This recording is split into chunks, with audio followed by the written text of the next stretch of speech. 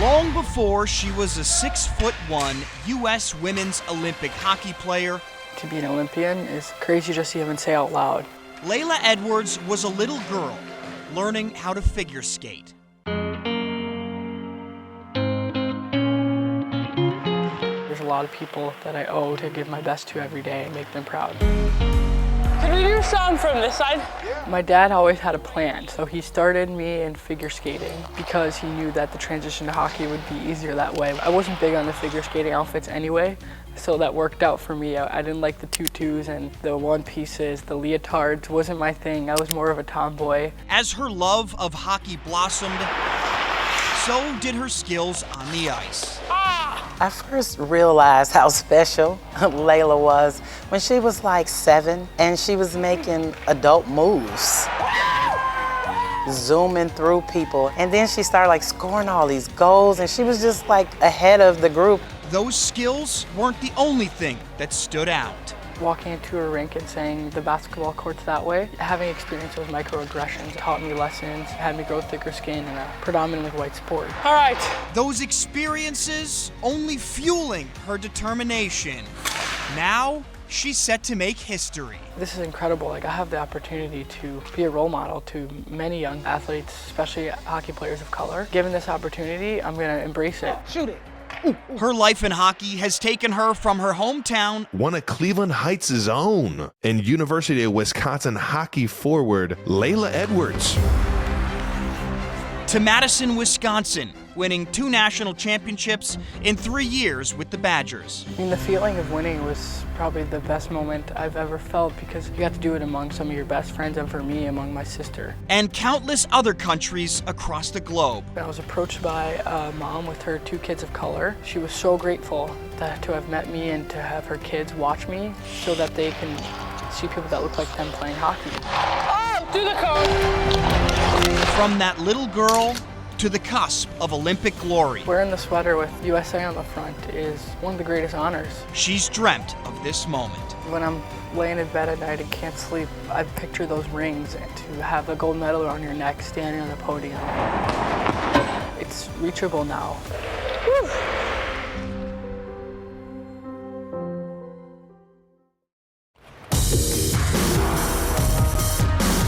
Erin Jackson has been skating in circles for as long as she can remember. My earliest memories were probably growing up skating in my driveway, you know, just up and down the driveway in my little plastic skates that would attach to my shoes. When Erin was 10, she took up inline speed skating. As a senior in high school, she won a gold medal at the 2008 World Junior Championships. I just loved going fast because even before that, when I was just hanging out at the open sessions, I was the one getting in trouble for skating too fast. So yeah, I just always loved it. In 2017, Jackson followed the path of her mentor, Brittany Bowe, and transitioned from inline to ice. Just 4 months later, Jackson made the 2018 Olympic team. No, I wasn't expected to go out there and do anything crazy, but I was happy to be there and getting the experience was really awesome. Leading up to the 2022 games, Jackson slipped in her heat at the trials and finished 3rd, with only the top 2 making the team. Race winner Brittany Bowe opted to give up her spot to allow her longtime friend a shot at a medal. See, I've looked up to Brittany since I was a kid, and she's always just been the best example of everything good, you know, just a really good mentor to have. Brittany's act of kindness would lead to history. In Beijing, Erin won the 500-meter race by 0.08 of a second.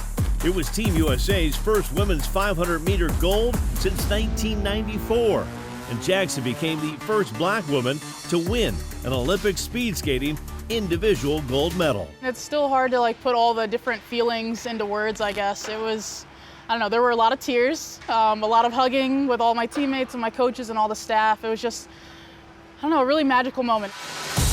And now she's ready to defend her title in Italy. I really like pressure. I think pressure kind of helps push me to what I need to do because I'm kind of a really relaxed person. So yeah, the pressure kind of amps me up a little bit.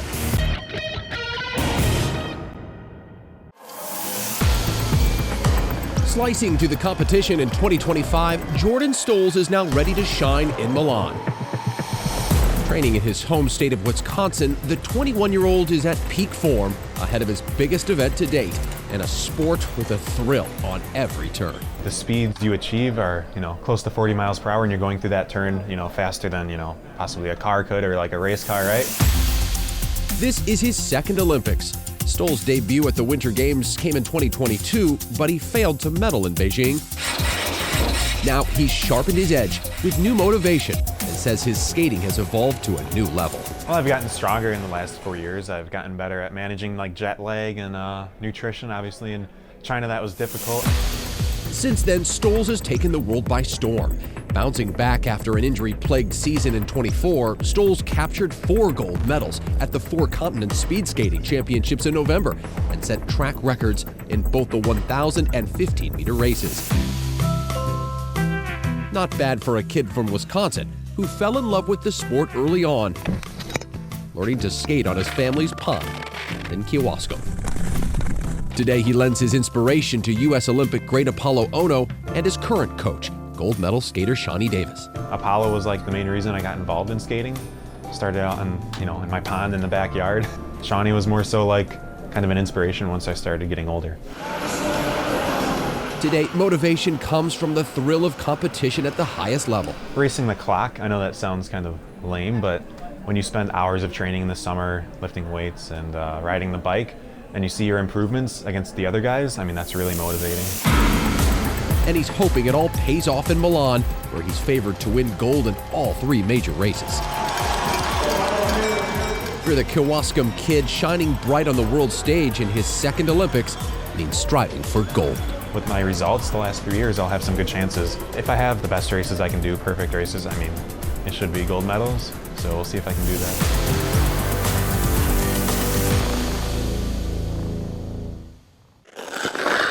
On the ice, Ilia Malinin stands out from the rest. It requires a lot of time, a lot of energy, a lot of dedication. The son of Russian Olympic skaters. Both my parents, they're my coaches, and they've both been to an Olympics as figure skaters. Ilia spent a lot of time growing up around the ice. They always had to bring me to the rink because they were there from 6 a.m. to 6 p.m. every day, and it's kind of more like I was hanging around the rink. That time paid off. Ilia is now a 2-time world champion and the world's #1 ranked male figure skater, and wants to bring back the glory days of competitive ice skating. Just being able to bring back the popularity of skating how it was decades ago. Ilia Malinin! And is drawing a lot of attention from fans with his signature trick, the raspberry twist. I guess there's a move in skating called a butterfly, and you add a twist into it, it's called a butterfly twist. And it's a pretty common trick that's off the ice done in like parkour. And the way it started as raspberry twist is because my last name means raspberry in Russian. A twist served up with a mind-bending routine that's landed Ilia the nickname, here he is, the Quad God himself. Quad God. It is a nickname that I embrace, and sometimes it does help me get through, competitions. With 6 types of quadruple jumps in one program, taking that power and precision to the Olympics in Italy. Like, we're all just a team of athletes who represent Team USA, and it's just such an honor to be one of those amazing athletes. Where you're sure to see him snacking on chocolate before he skates. I prefer to eat Hershey's milk chocolate before I skate. And shows the world how a lot of hard work. I really hope that I can give them a sense of feeling that it's more than just the Olympics. It's more than just the programs, that this sport is our life, this is our choice, this is something that we have dedicated a lot of time, a lot of energy, a lot of sacrifices. And a little chocolate. Most of the time when I've had a Hershey's chocolate, I've always had a pretty successful and pretty happy performance. Can help an athlete earn some sweet Olympic gold. To go there and to try to skate my best to win that gold medal. An explosive push of the sled, piling in, then speeds topping 80 miles an hour. It feels like I'm flying. It feels like I'm just gliding and everything feels right. For Elana Meyers Taylor, knowing each ride brings the final run closer changes things. I can't put into words what my entire career has looked like. Olympic competition has been part of her life for nearly 20 years. It'll be interesting after these games to have that kind of reflection and be able to look back and see what's really happened. With 5 medals, she is the most decorated Black Winter Olympian in history. That's a wild statistic, and one I never thought I'd even accomplish. Like when I started bobsledding, I thought, hey, I'd win an Olympic medal and then I'd be out and I'd be done. So to have this career now and to be up there with so many accomplished Olympians and to have this statistic behind it, it's incredible. Milan Cortina would be her 5th Winter Games in a sport where she's set the standard and shattered barriers as a woman, elite athlete, and mom. Having 2 kids on the road in Europe for 6 months is pretty insane, but they're right there with me. They're my biggest motivators, to have them by my side and to see me day in and day out doing what I'm doing. It's just the coolest experience. Both her sons are deaf. Her oldest, Nico, has Down syndrome. I want them to see their mom and know that she continued to chase her dreams despite any obstacles we have. Now, advocacy is a role just as important as Olympian. Like, I've got this really strong passion for disability, so if I can combine my love of the Olympics and Paralympics with advocating for people with disabilities too, then that would be the dream. Alana Meyers Taylor is also redefining longevity in elite competition. Happy birthday to you. She recently turned 41. For so long it's thought, women peak in their 20s, or maybe they peak in their 30s, or who knows, maybe it's 40. I'm hoping it's 41. She sees her experience as an edge. It gives me a lot of confidence going into these games in particular. You could say Milan Cortina is a bonus Olympics. Alana almost retired after Beijing, but felt the draw back to the track with big goals. I think the only goal you could set is 2 gold medals. I'm going to do everything I can to make it possible.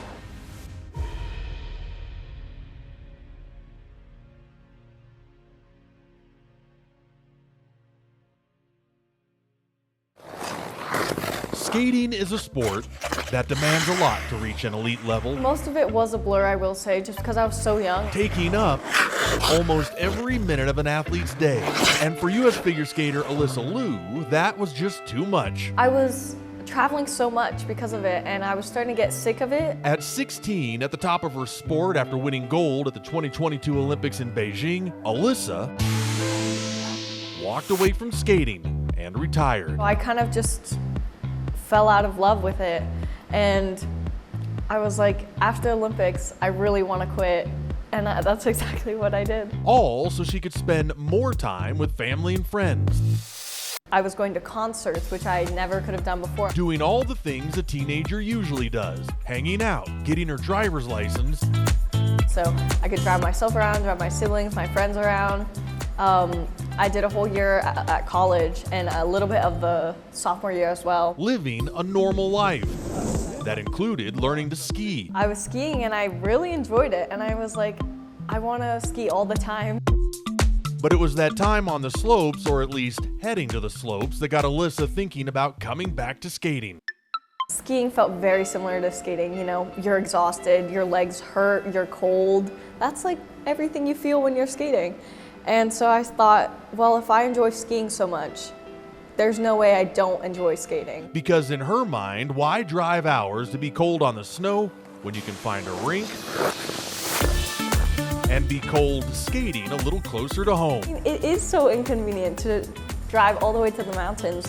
When an ice rink, you could feel the exact same things that you feel when you're skiing on the rink. I would pick that. So Alysa put those skates back on and got back on the ice. I love the arts, I love dancing, and I love music, and I love sports, and that's what figure skating is.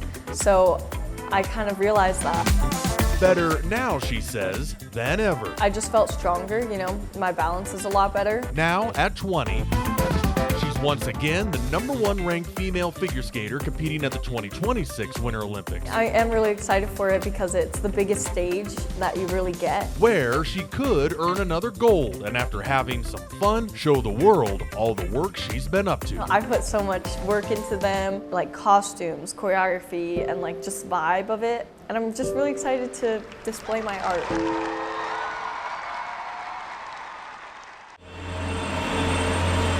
On the ice dance partners Madison Chock and Evan Bates have a personal bond that goes beyond the rink.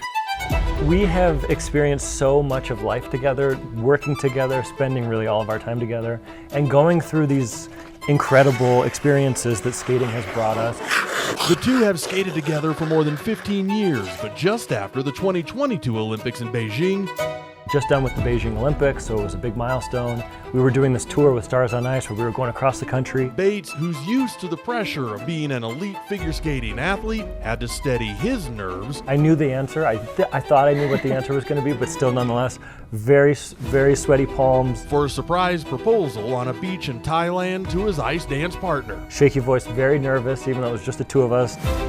Now, this couple has a connection beyond what most athletes share. We just feel like our bond is really strong, started as friends, became something more.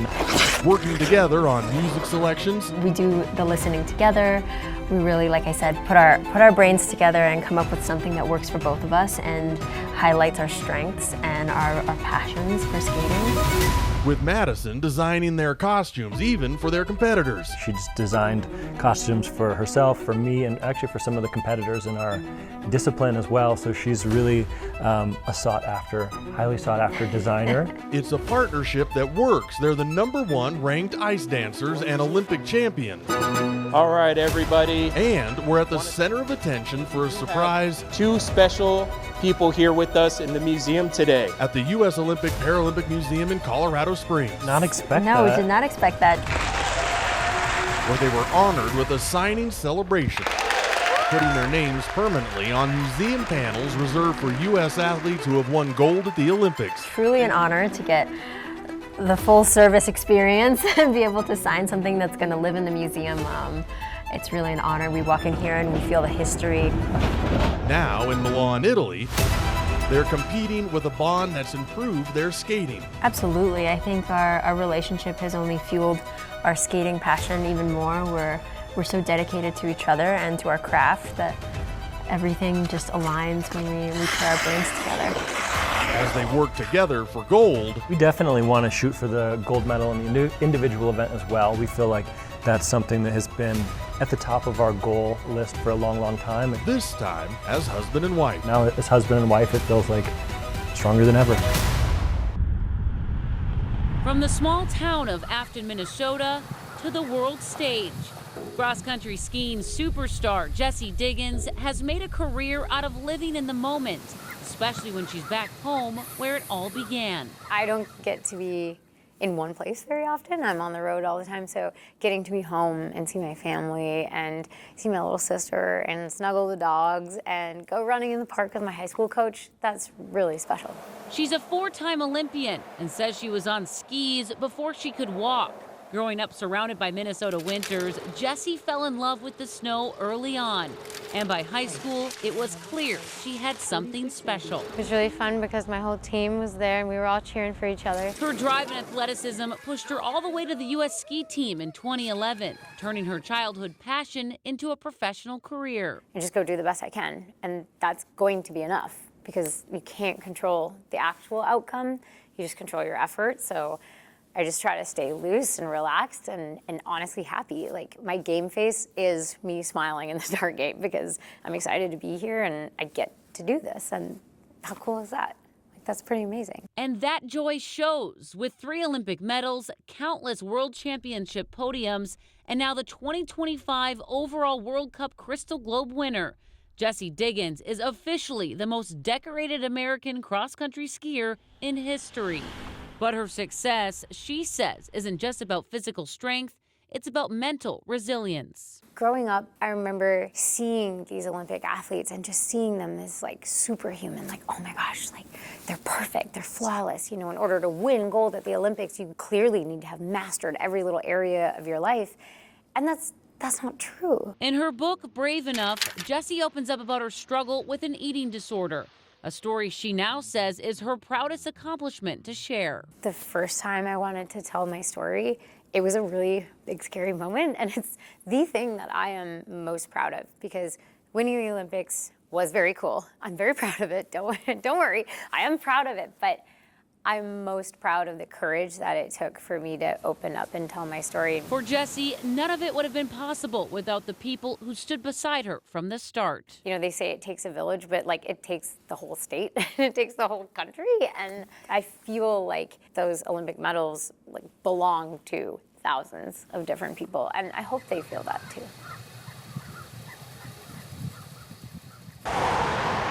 Near Mikaela Way in Avon, Colorado, Mikaela Shiffrin is rebuilding a comeback. Gym time, strength and conditioning portion of the season. On her terms. Every year we're kind of reinventing the wheel a little bit. At 30, Shiffrin has won more Alpine World Cup ski races than any male or female in history, more than 100 and counting. 106!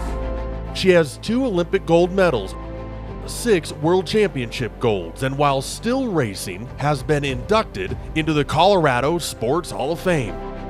It's certainly a testament to the work that has been done and the journey I've had and my whole team and family and close friends and biggest supporters. Shiffrin is the GOAT. Be the best ever. You know, there was some really great high highs. On a journey that's been anything but easy. And some really low lows. At the Olympics in Beijing, Shiffrin raced in 6 events. She didn't medal in any of them. Then came Killington. Everybody said it was going to happen in Killington. Racing toward her 100th World Cup win. The more people said that, the more I felt like,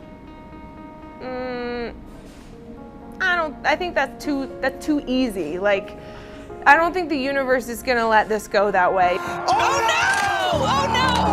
Mikaela hit a gate, crashed, and felt a stabbing pain in her midsection, a rare injury from being punctured in the fall.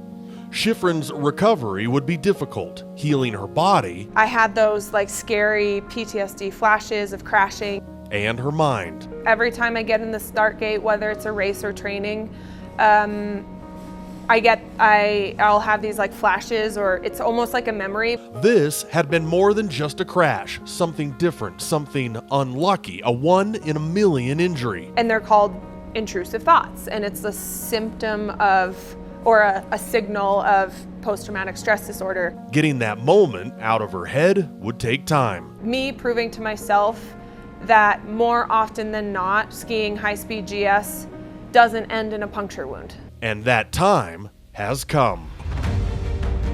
Only 3 months after that Killington crash, Shiffrin won her 100th race. Untouchable, unreachable, unrepeatable. An achievement she thinks would have surprised even her late father. I don't think he would have ever thought that I'd get to 100. I don't even know what he'd say. He'd probably be like, it's time to be done. But I'm not done yet. Not even close to being done. In front of her home crowd, Shiffrin won her 104th World Cup at Copper Mountain. Once again, flying down mountains in a sport she loves. The trick that we're all trying to work on is how to dive into that speed and sort of like go headfirst into the vortex. All leading Shiffrin to her 4th Olympic Games in Italy, racing this time on familiar snow. Understanding the lay of the land, knowing approximately where your hotel or your house or lodging is going to be. And back in a familiar place, atop podiums and racing fast at the Olympics, on her terms. Take a look inward and say like, wow, this is real, this happened. This is now a written part of history. That's a pretty special moment.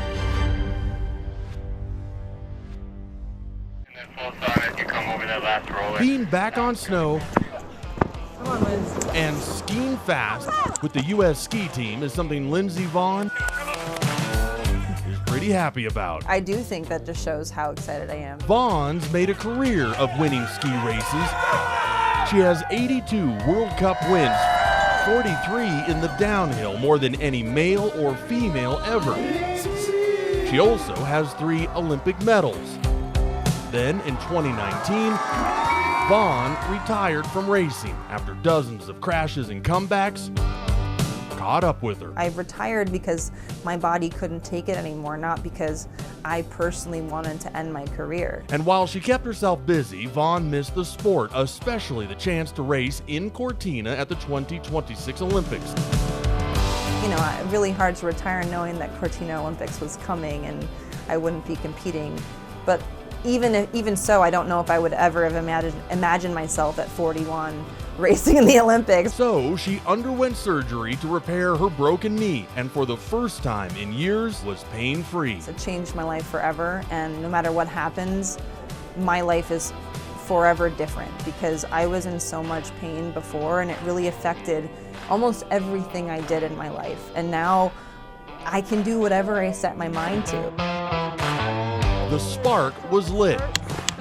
Now at 41, Vonn is back, racing and enjoying more time with her younger teammates.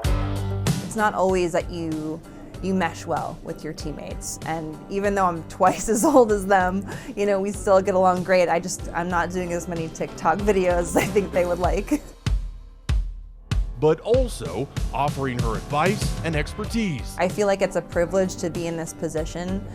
It's my responsibility to try to pass along as much knowledge as I can because downhill is an accumulation of knowledge. You know, you learn so much by racing the same tracks over and over. So I know these hills. And once again, doing what she loves, and Vonn says what her late mom would have loved to see her do. I had the opportunity to fight back. You know, my mom had a stroke when she had me, and she wasn't able to physically come back from that. And I felt like it's my responsibility to try my best and to do what I love to do because she couldn't. And I feel that even more now that she's gone. You know, she would be so happy that I'm here following my heart and my dreams. In Cortina, Italy, fulfilling a dream on a track she's won a dozen World Cup races. I think my age gives me a big advantage, actually. I've definitely been on that track more than anyone else that's in the starting gate. And says no matter what, is just happy to go fast on one more run. I'm privileged and lucky to be able to have the opportunity to say goodbye on my own terms.